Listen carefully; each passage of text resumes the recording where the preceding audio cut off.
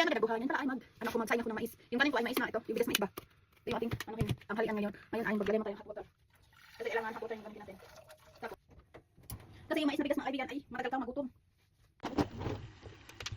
Yan, tapos ang gabi natin ilagay. Tapos iyan natin.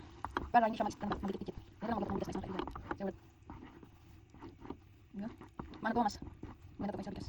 Sabagay yun. Hindi naman. Mana to mas? Kasi itong ito gusto ba? Kasi pag-refill mo siya. Tapos i-mix na natin siya para hindi siya magdikit ba?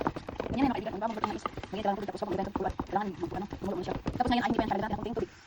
May mabubuo pa. Diba? Yan siya. Tapos ilukit lang natin yan para hindi magdikit ng mga. Ayun siya. Yan siya diba? Wala siyang bubuo. At ito ay mabilis na siya maluto. Yung ano, yung white na corn rice.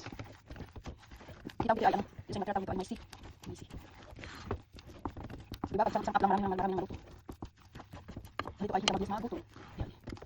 Sa kanin at kailangan magbubuo ka magandang sabaw. Parang ko siya naman pala yan ng lipover ng itlog. Kailangan kainin mo talaga kasi may itlog. Yan siya ay. Ganyan siya, ganyan ako magluto ng mais na bigas. Naluto na yung ating mais na bigas. Naluto na yan siya mga kaibigan natin.